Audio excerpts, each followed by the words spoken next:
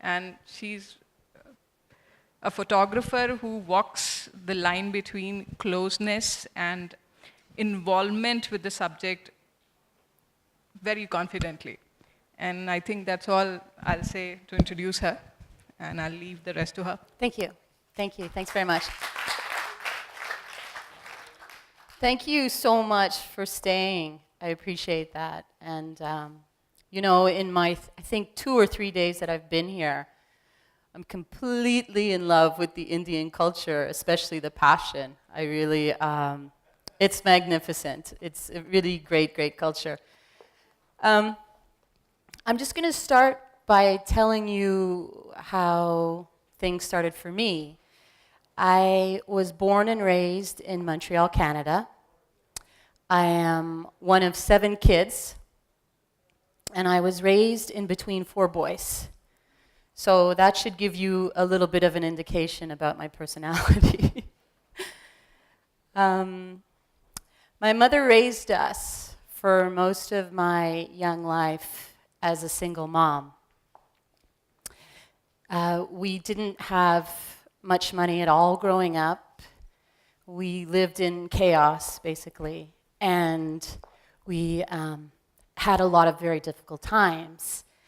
And I don't tell you this to gain your sympathy or to share an Oprah Winfrey moment with you. I tell you this because my upbringing profoundly shaped the journalist that I've become. I am obsessed with documenting people in crises. I'm obsessed with documenting people who live in poverty, people who live in crises, people who don't have the privilege of living in luxury. And the reason why I do is because it all comes back from how I was raised. And so I have a natural empathy to document these subjects. At the age of 15, I decided when I grew up that I was going to be a photographer. And I can't tell you exactly why I made that decision at such a young age. I had never made a photo in my life, but that was what I was going to do. And I think it has to do with, you know, my parents immigrated from Ireland. And they didn't bring a whole lot with them to Canada, but they did bring photographs. And my grandfather was a very good amateur photographer. And he would document the family in Ireland. So when my parents immigrated to Canada, the photographs immigrated with them. And it was through those photographs that I got to learn about my Irish roots. And I got to meet my grandparents, and I got to meet my uncles and my cousins, and I got to meet my whole extended family. Because we were so many kids, my parents couldn't afford to fly us to Ireland, and my family didn't come with us. We were the only ones living in Canada. So those photos for our family were gold. And photography was very, very important to us. And so I imagine that's where that 15-year-old child got enamored with the idea that I'm going to do something that's so important. As I mentioned yesterday, if you were here, I didn't go to a photojournalism school. I didn't really believe in them, and we didn't really have any of them. I went and I got a degree in fine arts, which was really fantastic because it allowed me to truly see outside of the box. Nobody told me how I was supposed to document something. I was able to have the freedom to see the way I wanted to see, to interpret things, to interpret my emotions. And so I did, though, work on the student newspaper. That, for me, was key. That was my key training, working on my student newspaper. And so my first professional gig, I dressed up as an elf and I photographed people sitting on Santa Claus's lap at the local mall. So that was how I started. And Santa Claus would go on his lunch hour and go into the restroom and drink wine and smoke cigarettes. And he would ask me to make sure I got the really good-looking women to come and sit on his lap so I could photograph them. So that was my foray into professional photography at the age of 18. So that was a bit strange on so many levels. I knew I had to get an internship somewhere, and I applied and applied and applied and applied and applied and applied to so many newspapers. Most people didn't even return my letters. Of course, we had email back then. But nobody responded. And finally, after 50 applications, somebody said, okay, we'll give you, you could come and have an internship. So could you imagine how many doors I had slammed in my face? Too many. And so I was driven, and I was in love with photography, and nobody was going to take that away from me no matter what. So I went and I worked on this mid-size newspaper in a Germanic part of Canada, very conservative. I had grown up in this really cool city of Montreal, really embracing of the arts, and then I moved to this really conservative Mennonite community, and I worked there for 3 years. And it was there that I realized if I ever wanted to fully become the photographer that I had dreamed I would be, I knew I had to leave the country. Because much like India, from what I'm learning, we didn't have the infrastructure. Canada didn't have an appreciation for photojournalism like the Americans did. We didn't have the schools. We didn't have the interest. We didn't have the mentors. We didn't have the infrastructure to support what I wanted to do. And all of my heroes lived in the States. So basically, I got really fortunate. And I applied for a job in Washington, D.C., and they liked me in this telephone interview, and they flew me down, and I got the job. So ironically, like my parents had immigrated to Canada, not knowing anybody, I too ended up immigrating to another country, not knowing anybody. I didn't know a single person in the United States when I moved there. I left behind my friends, I left behind my family, I left behind the guy I was supposed to be married to. He's okay with that now, though. And all for my dream of becoming the photographer that I'd hoped to be.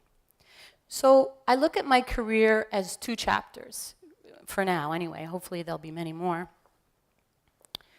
But my earlier work, when I moved to the United States, I covered in Washington a lot of politics, the impeachment of Clinton, all of that stuff. And then 9/11 happened, and the whole dynamic of coverage in the United States changed. We had the war against Afghanistan, and a lot of American newspapers started to dispatch their photographers to these foreign lands to cover these wars. And I happened to be right on the cusp of that. So when I was working at the Dallas Morning News, I basically was on the road 6-7 months of the year, just traveling, doing all kinds of conflict photography. Not the blood and guts, and I'm not a bang-bang photographer. I'm interested in people caught up in the conflict. And so I'm going to show you a little bit. I'm going to show you a 4-minute video here just to give you a sense of some of the work that I was doing. And then we'll move on to the second part of my career, which was born out of traveling and doing so much parachute journalism. If we could dim the lights, that would be great.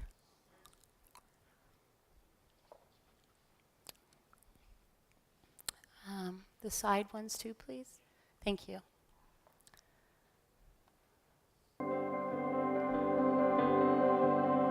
Oopsie, hold on. It's not going big. Sorry? Yeah.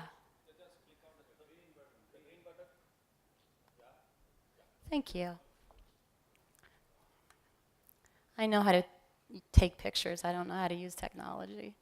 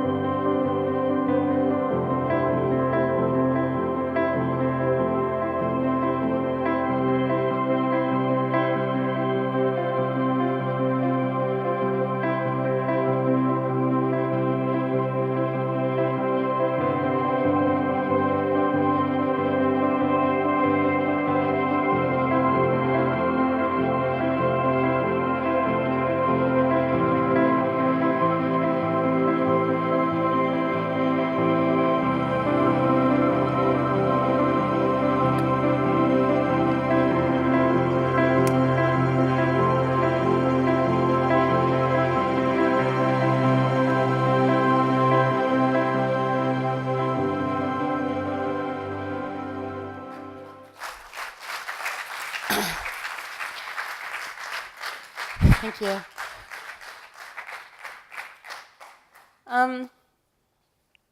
So basically, I would consider myself, back then, I was a parachute photographer. In that there would be spot news, my editor would dispatch me, I would cover the scene, I would be there, wherever it may be, Afghanistan, Israel, wherever conflict had been happening, I was dispatched. And, it was very exciting. I was an adrenaline junkie.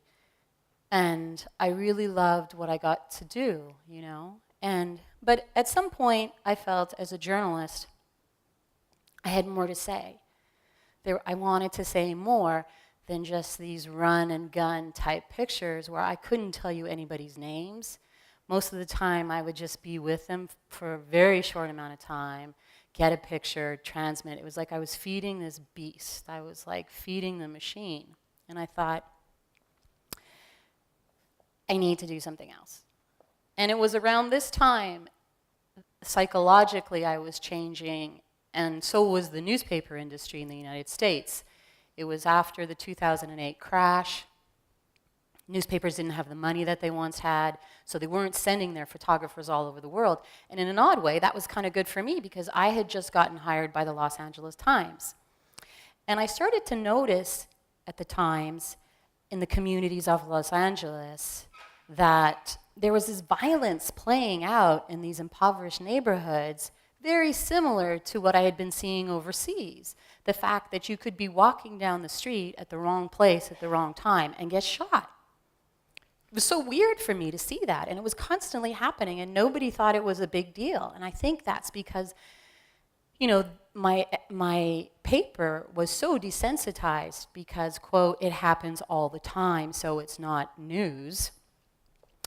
But I didn't grow up that way. That kind of violence was new to me.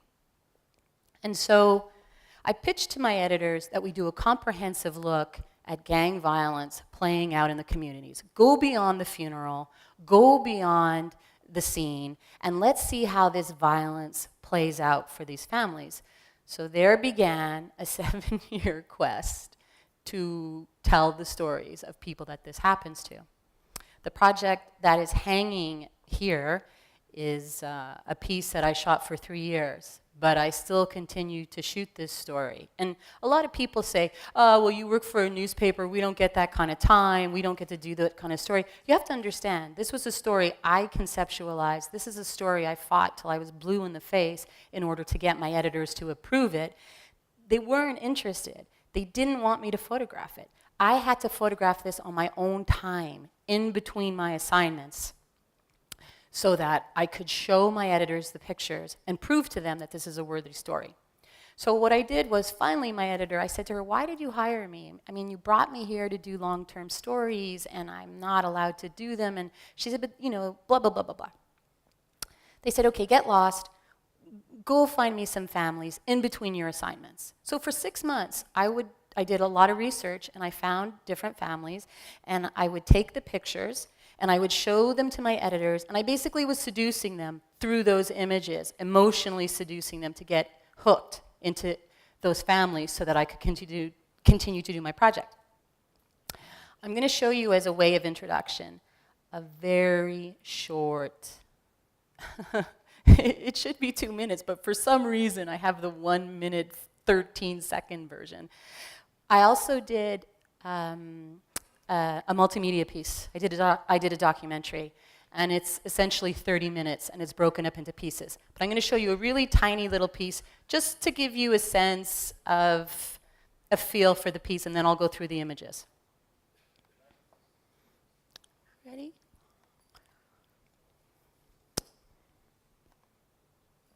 This is a part of a trailer for the longer piece.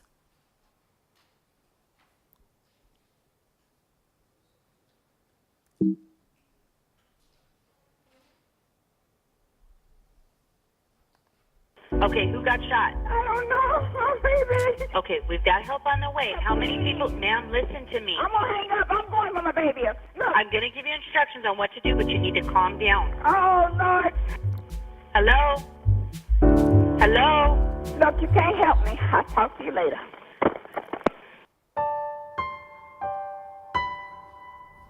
It was my grandma's birthday. I came out outside and then I got shot in the head.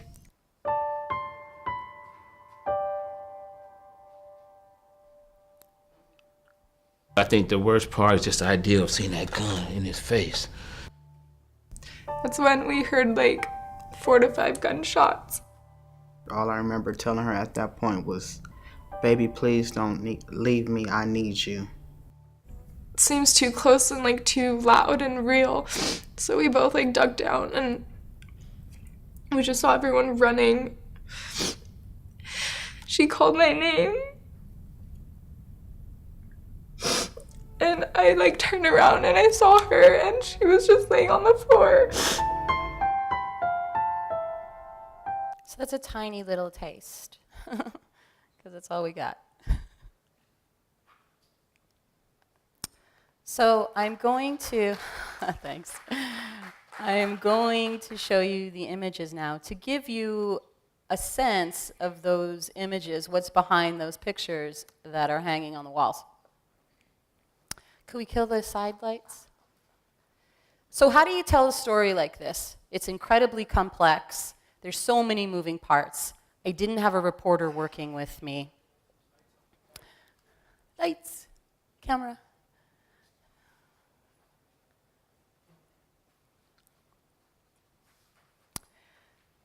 You know, how do you tell a story like this? How do you get into the communities where this is happening? It's all of the communities are people of color. And here I am. And so how do you go about telling the story? Basically what I did was, every time I heard of a shooting, I would go to the scene, I would go to the family. It seems a bit grisly, but some of these stories we didn't even cover. Some of these shootings didn't get any kind of attention at all. And others were incredibly high profile. And so a picture like this in the United States, I don't know what it's like here, but it's very hard to get into hospitals. You don't just walk into a hospital and take a picture of someone. It doesn't work that way. So I really needed people to work with me to help me get into the communities in order to tell this story. This story was all about trust. And you know, people said to me, well, why did the families trust you? And I said, it's very similar to war zones. You make very fast friendships. People believe you or they don't, and that's just the way it rolls. This particular photo, a young girl, 10 years old, Miranda, she was outside playing in front of her house. It was a gang initiation. It was a 16-year-old boy. He was in a car with his fellow gangbanger friends. They drove up. They started randomly shooting. They hit her 3 times. She was shot 3 times. Coincidentally, she happened to be a relation of one of the gang intervention workers that was helping me tell my story. In Los Angeles, because there is so much gang violence, they have hired former gang members who are now working with the police and working in the communities to help curb the violence. So that's how I got into a hospital to tell this story. Here Miranda comes home. All the kids want to see her, what's happened to her. She spent a month in the hospital. She comes home. Basically, all the kids come to see her, and they start slinging these gang signs. They don't even know. These are like 3- and 4-year-old kids. But basically, this speaks to how much the American culture praises and glamorizes gang violence. Well, gang music, you know, we glamorize it.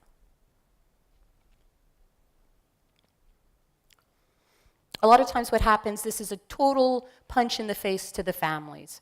All of a sudden, this is her mom. She has to deal with the carnage of these incredible wounds. She's tasked with essentially being the nurse. And this woman has never done these kind of medical procedures. She's basically changing her daughter's colostomy bag.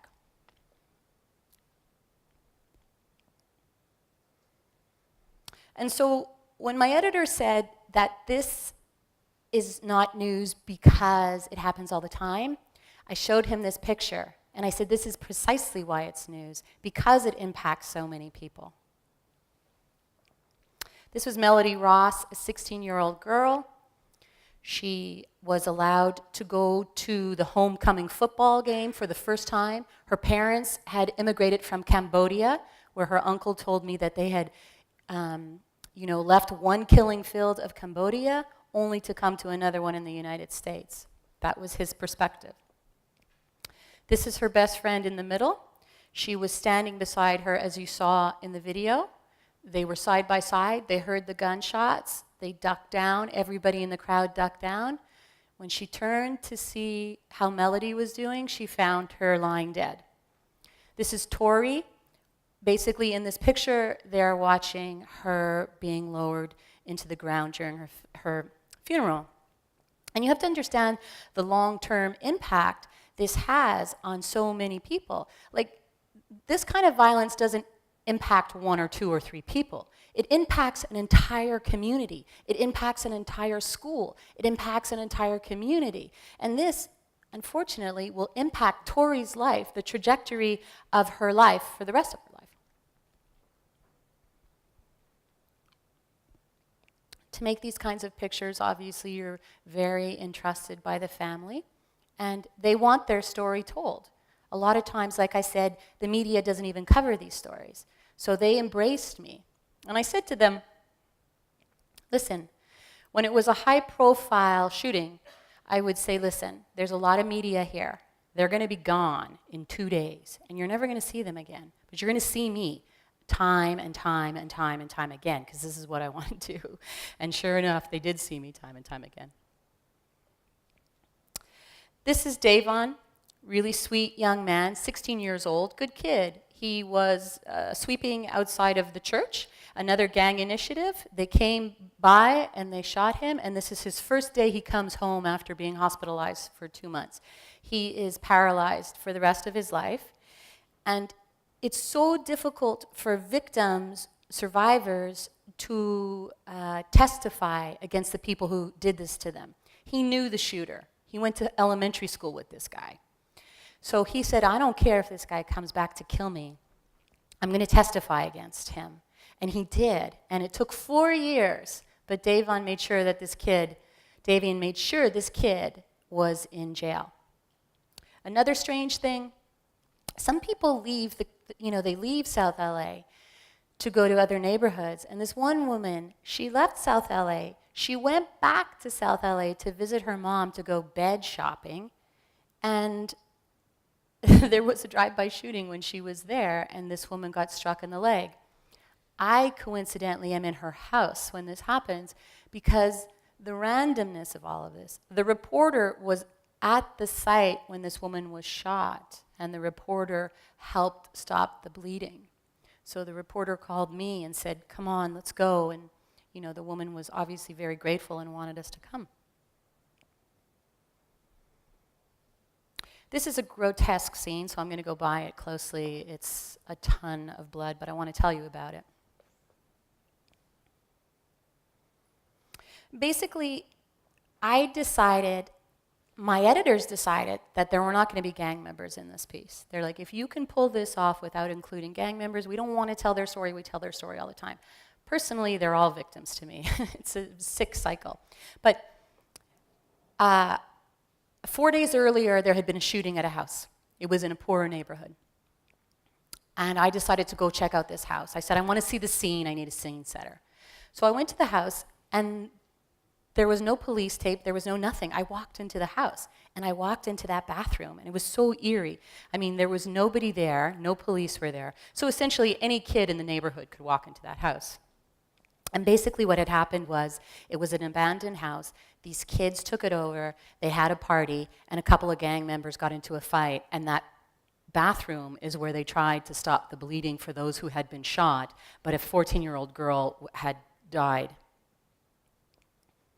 This particular family, it's an interesting point how it's a very gray area about who's a gang member, who's not a gang member, what's this, what's that. You have to understand, there could be one brother who's a gang member and one brother who's not, and they're living under the same roof. This particular situation, the doorbell rang, the young boy went to answer it. Gang members had come to the house to take retaliation out on the family because the brother had burned them in a drug deal. So they shot and killed the brother through the door in his house. He basically... Anyways, there's really sad stories. I don't want to depress you. But his father, he died in his father's arms in the family bed. And the crazy thing about all of this violence is that it's so normal for hair. It passes as normal. So in this particular photo, Danny Farber, he was killed. He was sitting in a restaurant, and these guys walked in and shot him in the restaurant. And this is his graduation day. So all that is left for Danny is basically a wreath and his friends celebrating their graduation. So you have the juxtaposition of death and life and how it plays out simultaneously on the streets of LA, like there's nothing wrong with that. But that's exactly what's wrong with it. And that's exactly what fueled my desire to continue to tell this story when nobody cared about it, when it was incredibly emotionally taxing. But I got pissed off. And that's what drove me to continue to tell this story, because I thought this was wrong.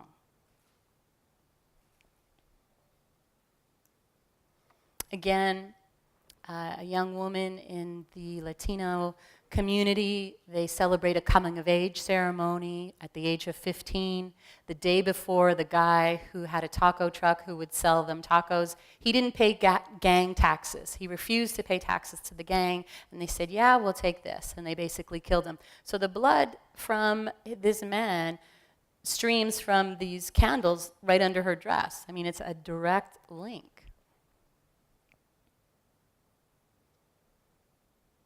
This is Rose Smith. I love Rose. Rose is the inspiration for this whole story. She really, really stuck with me. She basically had 2 young children. At the age of 23, she was pregnant. She heard some violence at the end of her street, some shooting. She got out of the car. Her kids were looking out the front window. And so she panicked and ran to the door to tell her kids, get away from the window. I mean, she obviously knew a stray bullet could hit them. And as soon as she touched the door, she got shot in the back, and it hit her spine. She got shot in the face, she got shot in the back, and she collapsed right there, and she's never walked again. This is her as soon as she got out of the hospital, 7 months later. This is her daughter, Miranda. And basically, when this kind of violence impacts a family, you have to understand it takes a huge toll. Like, all of a sudden, these young kids that were 3 and 2 at the time, and an unborn child, they don't really understand what happened, you know? They just know that now mommy can't walk, she can't get up. So there's a lot of tension in the house. And here, Rose is trying to discipline her child from a very different position from before. She couldn't walk around, she couldn't get out, so often she would feed her children from the bed.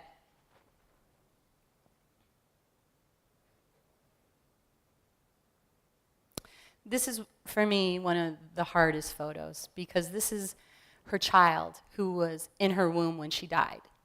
And now, at the age of 3, this is her job to help put her mom in a wheelchair. So essentially, these kids are robbed of their childhoods. She was the youngest survivor that I've ever photographed. She was actually in the womb. And when Rose was in the hospital, she had to take a lot of medicines, right? Because she was in so much pain and they had to operate on her. And so basically, the baby was born drug addicted. But the police, the doctors knew it was coming, and so they were able to wean her off. And she's great. She's great. She's a beautiful little kid. She's running around doing really well in school. All the kids are actually doing well in school. One of the things that struck me as incredibly tragic is that Rose felt that she had become a burden on her children because she was no longer to swing them, no longer to take them to the park. And that's sort of the psychologically insane thing that happens to a lot of the survivors, that they take on the blame. Like, she's not good enough for the kids anymore. A lot of these situations come about. Gang members are told in prison when they're let out, you got to go kill someone of opposing gang, or you got to go kill someone who's Latino, or you got to go kill someone who's African American. And so this is the story of Jamil Shah. His cousin is sitting on the ground where he was killed. Basically, he was a really great kid. He was just about to turn 18. He was being drafted from some of the Ivy League football schools. And he was walking home. Wrong place, wrong time. A guy had just gotten out of jail. And he saw him on the street, and he walked up to him and he said, "Where are you from?" Well, you never want to hear the words, "Where are you from?" when you live in LA, because that means, what gang are you associated with? And usually by the time you can answer, you're dead. And that's exactly what happened to Jamil. His mother, ironically, was serving in Iraq, and she was a soldier. So the irony for her is, here I am in Iraq trying to bring freedom to these Iraqis, and my own kid is killed on the streets of Los Angeles. A lot of times when you're doing these stories, you have to think about, okay, well, they're not that dramatic visually initially, so you got to figure out, how am I going to make dramatic pictures in often a lot of really everyday situations. And so basically you got to be a really strong journalist. It's all about the journalist. And this particular photo, this was Jamil's best friend. They were on the football team together. And this particular kid, this was the first time they played football after the incident had happened. I met with the coach. I said, "Can I come to your game for the first game after the shooting?" And he said, "Yeah." And I said, "Can I come into the locker room?" And he's like, "Okay." So this is his best friend saying the prayer before the game. And they spoke about Jamil, and Jamil used to deliver the prayer.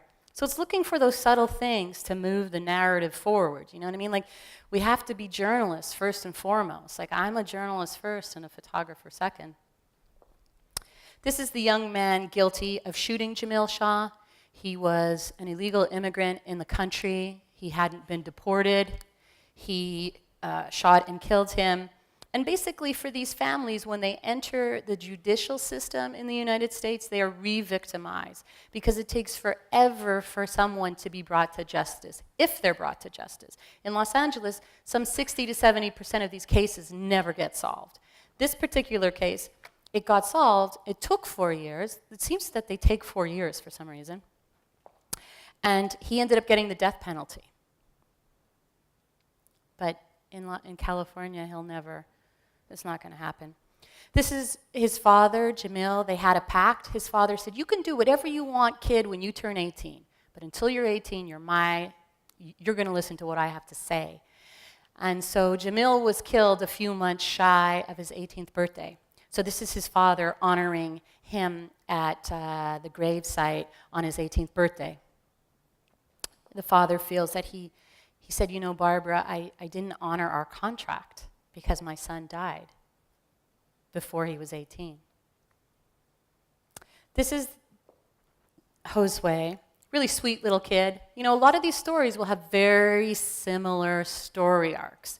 Playing outside in front of his house with his sister. They heard the gunshot at the end of the street, and they ran. They ran home because they were afraid. And I'm going to come back to this. I want to go to this picture first. They ran. And this is his sister. She was 6 years old. So Josue got shot, and he was lying on the sidewalk. So his 6-year-old sister scooped him up off the sidewalk and carried him to the front door to their mother, laid him down, and said, "Mama, Josue's been shot." I mean, you saw him in the video.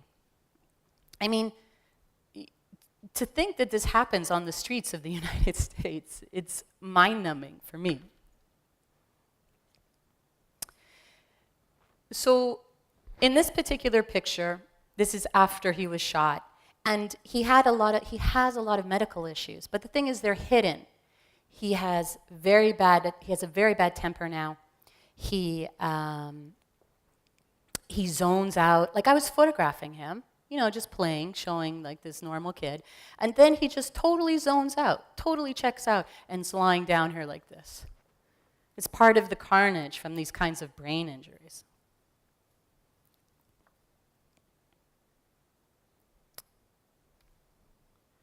Again, family members have to, take on a lot of these medical issues. His mom didn't speak English very well, so it was very trying for her. The very good news is she got her immigration status. She got a green card out of this story, so I'm very proud of that. The parents, so much stress from the shooting, like Rose, his family, the couple split up. And then the chaos ensues. So you could see this little guy in the fridge. You're taking a picture, but then you got to stop because the kid's in the fridge. And It gets a little crazy. Like I said, he developed fits of rage, not like, you know, different level of fighting with your brothers. I know fighting with my brothers. I fought with them all the time, but this was a completely different level. The problem is we don't have the infrastructure in schools to help deal with these kids, to help them with their it's a condition similar to post-traumatic stress disorder. We don't have enough of services to help these families after this happens. Little Josue, this is the family home. They basically have one bed, and all these kids share the bed, and then when mom gets into the bed, you know, some of the kids sleep on the floor. But he refuses to sleep without his sister now, the one who carried him. The strangest thing about doing this story, you know, in Los Angeles, if someone dies, you know who it is. It's this person, this is what happened, this is where it did. So as a journalist, it's fairly straightforward. But I didn't only want to document people that were killed. I wanted to tell the story of how this plays out for the people who lived. Well, they don't give you names. They don't give you names. So you're really at the mercy of having people that will help you. And the gang intervention workers, like I said, really helped me.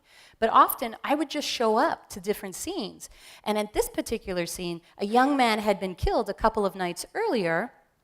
And then I just showed up at the scene. And then this is unfolding right at the spot where he was killed. And the grandmother thought I was there for the family. So I was like, yeah, that's why I'm here. Yes, we knew about this. But again, that speaks to the disparity between what we choose to cover and what we choose not to cover. This is a picture of a car wash. Looks pretty simple, but it's pretty complex in its caption information because this young man who was killed, the family were so impoverished that they couldn't get him out of the morgue. It took 30 days. And the reason being is that the coroner of Los Angeles decides whether this person that committed the crime, or the victim, I should say, whether they're a gang member or not. If they have active gang tattoos on them, the family gets no survivor benefits, nothing. So they'll often have to have car washes to help raise the money to bury the kid. And naturally, if someone you love dies unexpectedly at such a young age, you want to give them this incredible farewell. So ironically, these families end up in debt following the death of a loved one. This young man, Edwin Cobbin, he was not a gang member. So the family did eventually get the money, but they only get like $5,000. It's very expensive to bury in the States. So you see a lot of this. You see a lot of car washes. This is them seeing the family for the first time, Edwin for the first time in a month. And a lot of people ask me, they say, oh, you know, weren't you intrusive making these kinds of pictures? This is so rude of you. Well, I'll tell you, with this particular situation, when the grandmother saw her grandson, whom she essentially raised, in the coffin, she went totally berserk, totally berserk. I mean, it was like epic. You know, she was rolling on the ground and screaming and yelling, and I was like, oh, shit. I mean, it was an incredible moment as a photographer to witness, but as a human, I just couldn't make the picture. I felt like such a dignity robber, you know? And I think as journalists, especially when we cover people, vulnerable people, we have to be so cognizant of being dignity robbers, because that's the worst thing we could do as journalists, is rob someone's dignity. So you always have to be cognizant of that. And I didn't make the picture. I was like, screw it, it doesn't matter.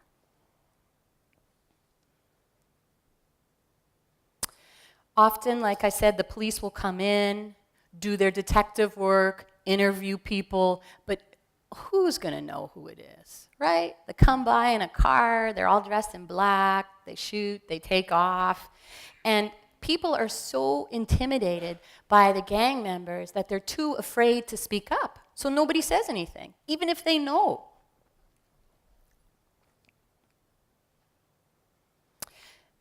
These two kids are Edwin's brothers. Edwin was killed in this very spot about 3 days earlier. So here you have his brothers playing out this similar kind of violence in the spot. Now, all kids play with bats and toy guns. We know that. But this is very different because they were specifically acting out the violence that had happened to their brother a few days earlier.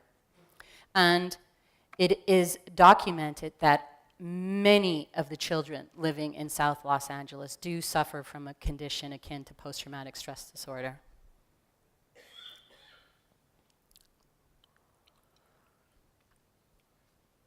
You know, there's a spike in violence. This particular piece, when I wanted to do the story, I was also told that, listen, the statistics are down, they're down. But for me, 500 people dying a year, that's a lot of people.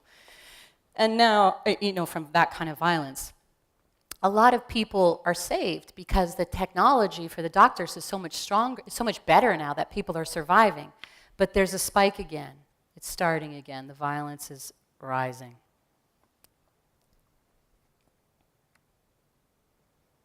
What do the community leaders do? A lot of the community leaders come out and they try to get people to get off drugs, get off alcohol. They're gang intervention workers. Some of them are very religious based, and they go to the communities and they plead with people to get out of the gangs, come to, their way of life.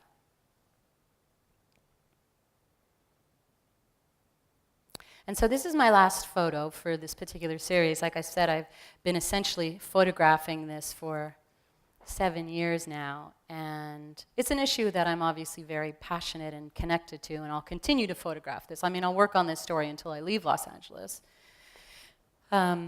This particular story here is quite tragic, and I continue to cover the stories. I cover the trials. I go back to how the families are doing all these years later.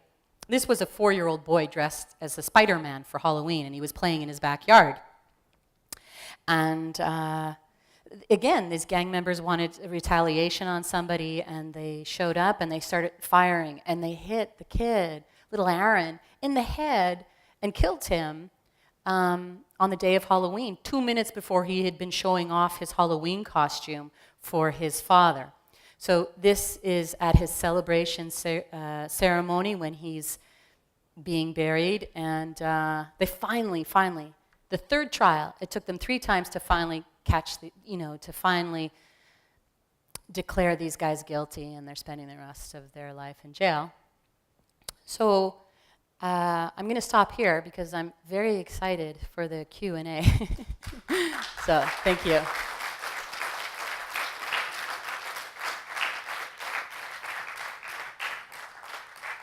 So I know everybody's tired, and I know it's late, but does anyone have a question? Yeah.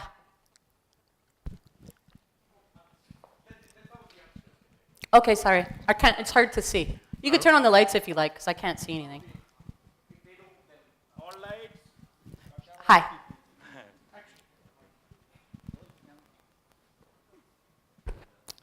What's that noise that's humming? Anyway.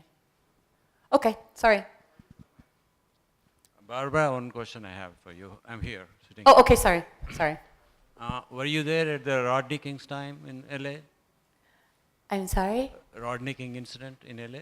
No, Angeles? You were I've not only there. lived in Los Angeles for 8 years, but the Rodney King, Yeah. the impact of that violence still on some level plays out. I think it's a 20-year anniversary. Yeah, I think we just celebrated the 20th or the 25th anniversary of the Rodney King killing. Yeah, I was there. Actually. Oh, cool. Yeah, I'll tell you tomorrow. Okay. Okay. Somebody can take the mic, please.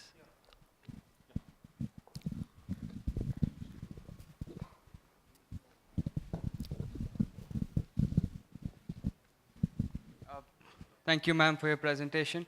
My question is in reference to your first presentation, where you photographed a great number of people under a great deal of duress across conflict zones. And I noticed your use of wide-angle focal lengths for those photographs. And I'm guessing that required you to go up close and personal to these people. My question is, in these scenarios, where and how do you draw the line between you doing your job and honoring and respecting their right to grieve? Right. As a quick follow-up. Can I just answer that one first? Yes, I'm a little please. bit foggy. Yes, then you please. can answer another one. I like to use a wide angle. I'm really low on gear. I'm not fancy with gear. I don't care. I have one lens, one camera, and that's what I like to use. And I want to be on top of that situation because that brings the viewer right in there. They can feel it. They can experience what that's like. You maybe had an emotional reaction to those images you saw collectively, possibly why you're asking the question. If I am this close to somebody, trust me, if they don't want me there, I know very quickly. And as a seasoned journalist, you learn to read body language. You learn to read people's eyes. You connect through the eyes, and you know if you're allowed to be there, and you know if you're not allowed to be there. Because frankly, you don't make those kind of intimate photos if somebody doesn't want you there. You know, don't underestimate how badly somebody wants their story told, right? You're freezing a moment in history. You're validating that experience for them by documenting it and bringing it to the world in the form of journalism. So, yeah. It's rare that people tell me to get lost because I think they can see there's a genuineness there that, you know, people you cover are not stupid, you know. Just because they're poor or they're in conflict or they're in trouble doesn't mean that, you know, they don't have a good mind, and they can tell. So if they don't want me there, I'm not there. All right, but I understand emotions can run really, really high in these situations where they've experienced loss of some kind. Have you ever experienced anger being misdirected at you for you doing your job? If so, how do you deal with that? Thank you. Thank you. You know, sure, I've dealt with people in angry situations, but I never get close enough to them like that to be in a vulnerable situation. I'm smart enough to know that you're going to get, you know, you're going to suffer if someone is that charged emotionally and you're in their space and you're not, they don't want you there. You're going to be beaten. You know what I mean? And I'm not looking to be beat. It's not really my thing. So you just know you have to be smart. You have to have a sensibility about you. To be a photojournalist, it's not only about how your talent in taking pictures. That has a very small amount to do with what you do. You have to know how to operate. You have to know how to read people. You have to have incredible people skills. You know, you have to understand human nature. And like I said, there were times when I pulled back. You know, that picture that I could have had, this magnificent picture, I felt the room. I felt the tempo.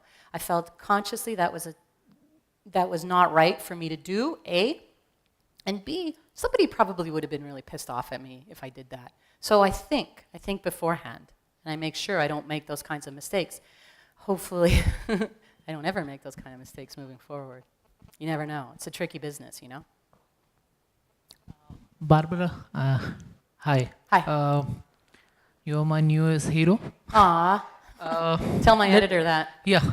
Let me just ask that, how would you possibly curate, say, X amount of pictures you would take of any particular incident, and how much time you actually spend on, you know, working on this photograph in between incidents?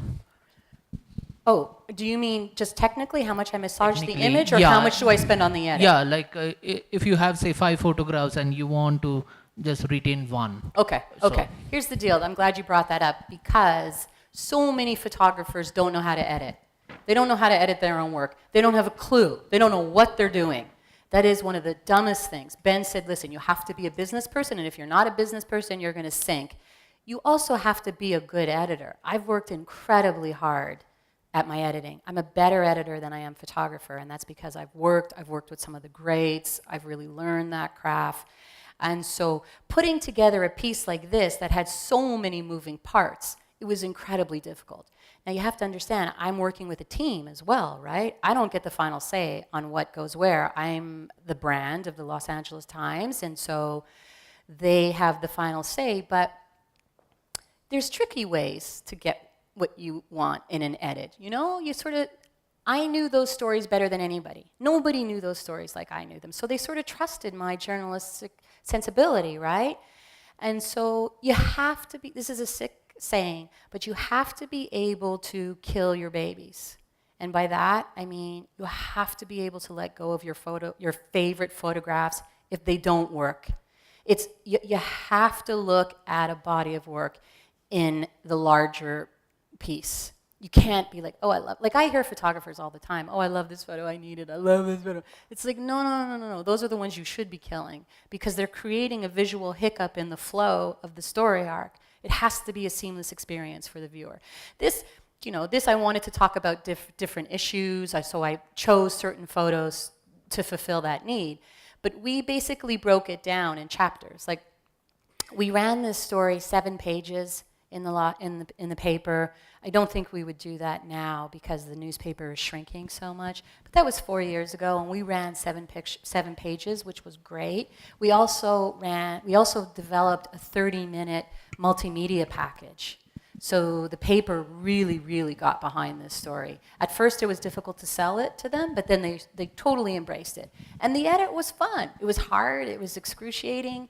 We broke it down into each family's stories. Like, there were 5 families that we really thought were key voices for the larger piece. And so that's how we did it. It's tough. It's hard. Trust me. Hi. Oh, sorry. I'm short of words on basically what you have to show. Yeah, I'm sorry, I can't hear you. Oh. As a news photographer, Listen, I'm going to come back to you, okay? I promise, I'm going to come back to you. You were... Oh, no, do I have to...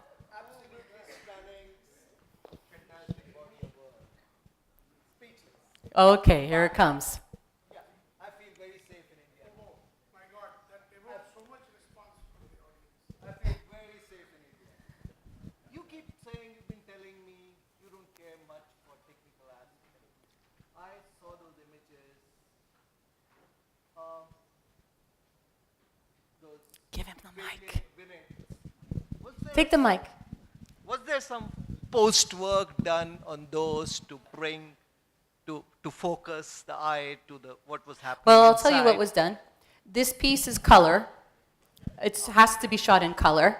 Everything that I do for the newspaper has to be shot in color. But I always saw this piece as black and white. Why? Because it's moment driven. It's not about the aestheticism of color. And color is such a powerful tool, but you have to use it intelligently and you have to use it in your composition. I wasn't looking for that. You know, there's somebody wearing a neon shirt and a big orange balloon in the corner. It was visual pollution. Color was visual pollution. So I changed this to black and white so I had a visual fluidity. And that was very important to me. So it was a very conscious decision right away. Now, if I was doing a National Geographic expose, trust me, every picture, that color, those pieces are going to fall into the proper position because that's what it's all about. There's eye candy photography, and then there's moment-driven photography. This is moment-driven, you know.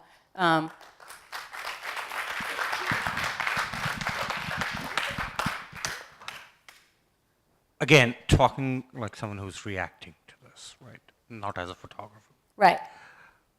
I sort of sensed 2 dimensions there. One is of that moment of tragedy. But the second one is also about post-tragedy. Right. Right? Right. Do you think there could be a third dimension, let's say 3 or 4 years down the road, where you go back to do this? The reason why I'm asking is, would it appear that the story is left open-ended in a sense? Right. At least from a sociological perspective, or from the perspective of understanding how human beings respond to tragedy, and how they psychologically protect themselves straight away. Sure. And then how over a period of time, either the process of numbing takes place. Right. And if you want to do this sort of a longitudinal study, you know, across time, would just photographs speak for themselves, or would you also have to write? Well, I'd love to write, but that's not really my skill set in terms of the impact I would like to have. For me, it's about video. It's about a film, you know. And it's funny you should ask that because I am still very close with a lot of the families, like little Josue. He's 10 now, and he's having problems in school. He failed a grade.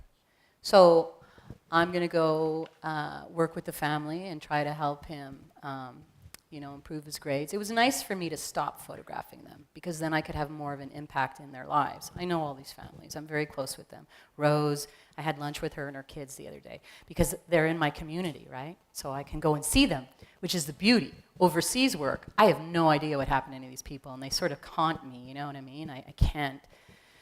Anyway, but I get to see these families. And, I think I'm going to photograph Josue, how this played out for this kid, where he's at.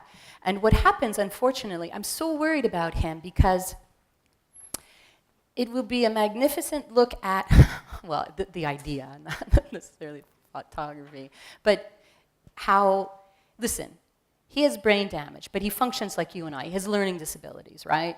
So he's not going to do well in school. It's already playing out. I predicted this. He just failed grade 4. He's doing it over again. So he's going to get fed up with school, and he's going to end up on the streets. And who's going to scoop him up into their family? But the gang members, right? So I want to continue to tell this story and Rose's story. I'm going to go back and start shooting again. Because, like I said, the violence has kicked in again. I really want to focus on the gang members. Real gang members don't let you photograph them. So I'll never have that love.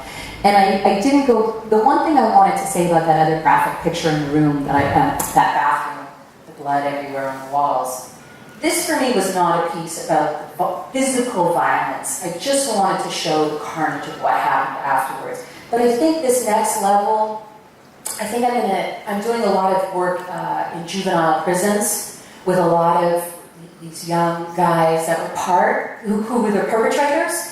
I'm starting to photograph a lot of these guys and do these kinds of stories. So initially my editors were like, you can't do that, but I'm going to do it anyway. I'm going to get a grant or something. Because you cannot have the perpetrators missing. This is going to be chapters for me. This will be a life endeavor, and I'll have different chapters. So I want the perpetrators. I want to show what their life was like when they grew up. I want to interview these guys. So you're right. It's going to be an ongoing project. And then, who knows, in 20 years from now, we may have this incredible historic document of a time in the United States, in Los Angeles, and how this violence manifested itself, and what are the long-term psychological impacts of this kind of violence. And that's the kind of journalism I wanted to do.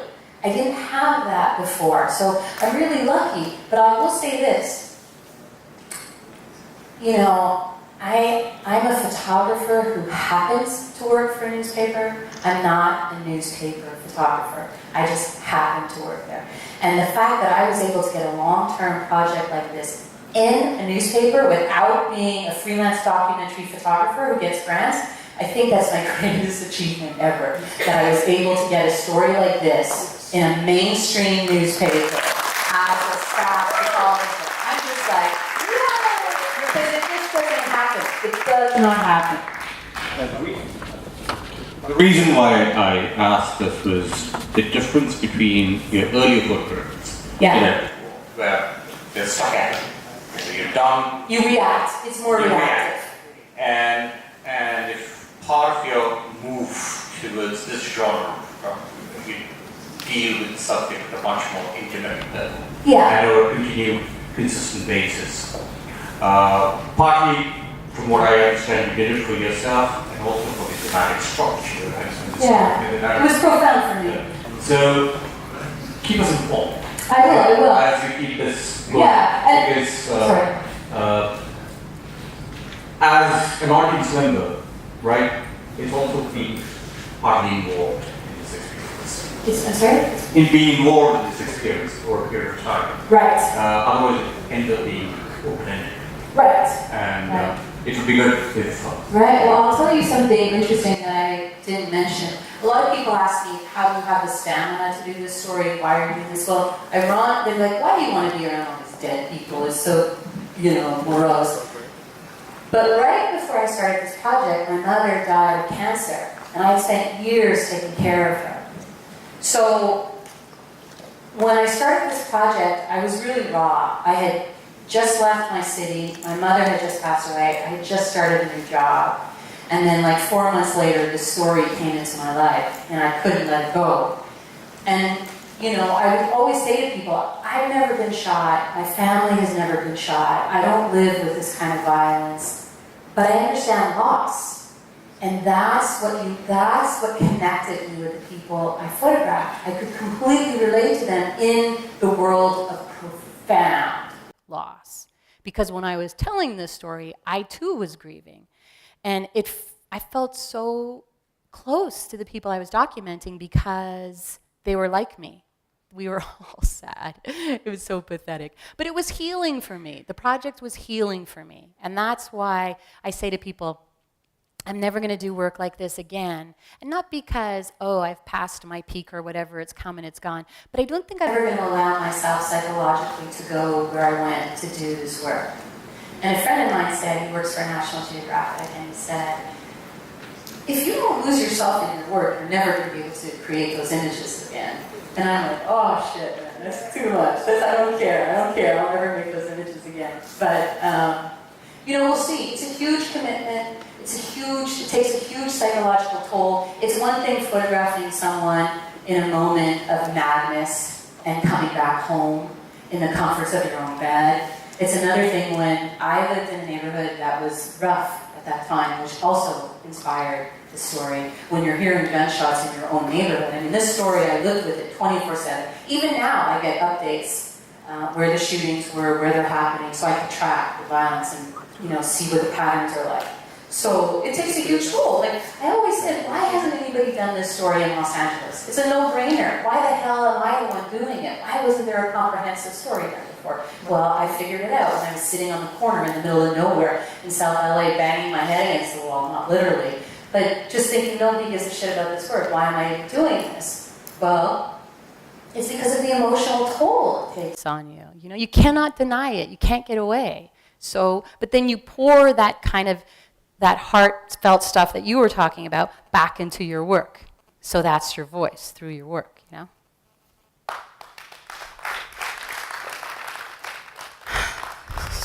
Oh, okay, I'm sorry.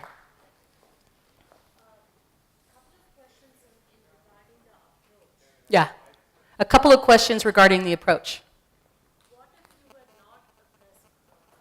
Okay.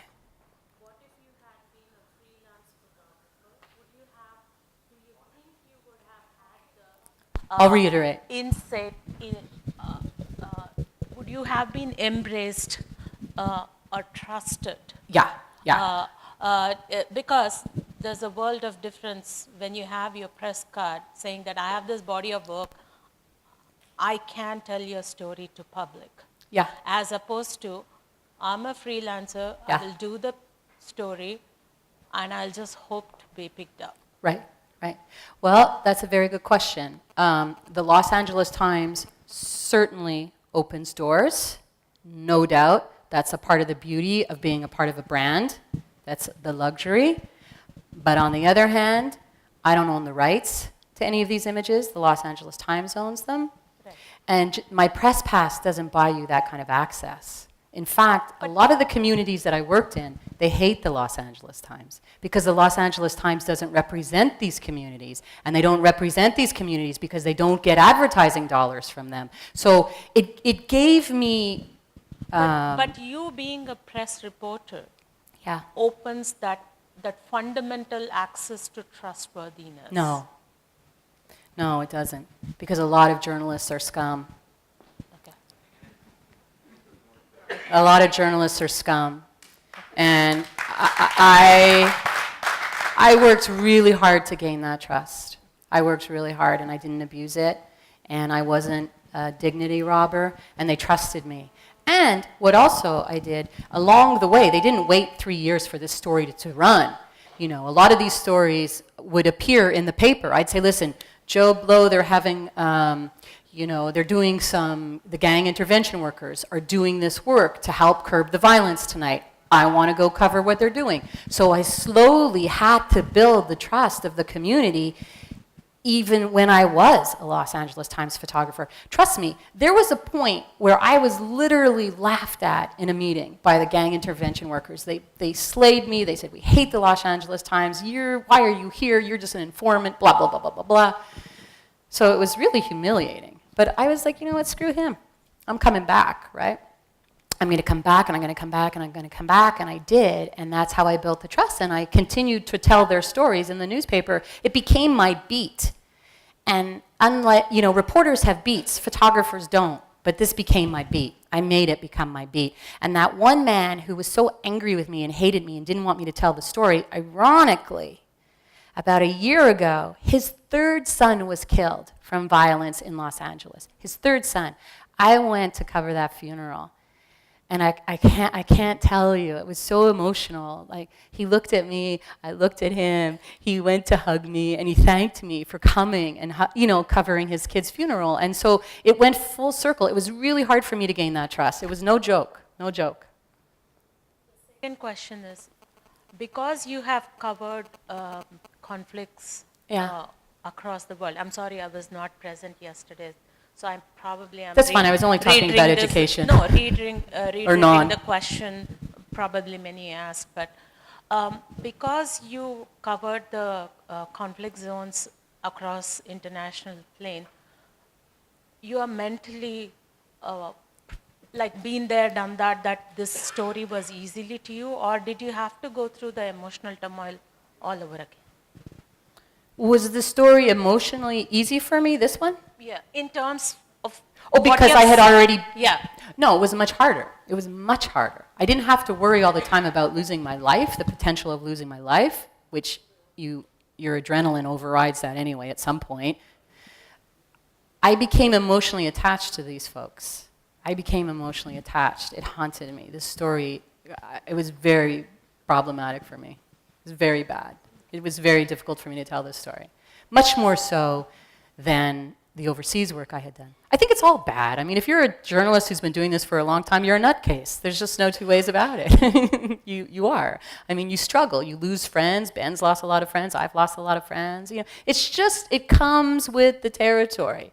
So, no, I could not have made those pictures if I was a cold robot and I wasn't involved. I was emotionally invested in this story. Having said that, people will sometimes ask me, oh, did you cross the line as a journalist? Did you become an activist? Blah, blah, blah.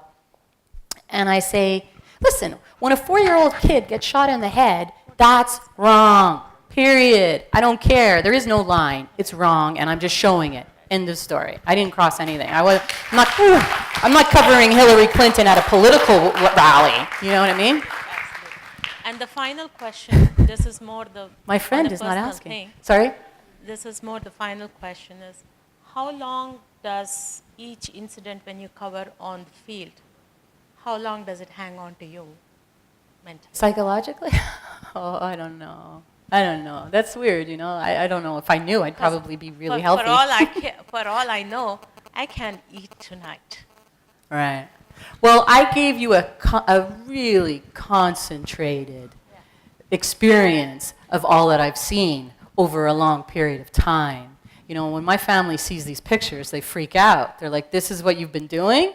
They freak out. Even me when I see these pictures, I don't like to see it in such a concentration. It's hard for me. I don't like to see it, You just kind of got to blank it out.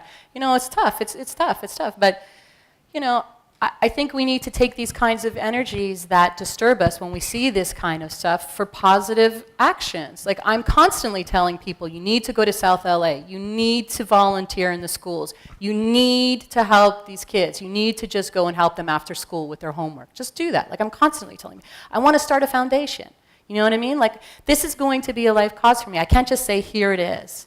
There has to be something positive that comes out of it. I don't know. Hopefully I'll be able to do that dance of being a staffer and starting a foundation. But you know what? I work for a daily newspaper. I'll be lucky if I have a job in 6 months, I mean, let's get real. So I know what I want to do if I don't have a job in 6 months, so it's okay.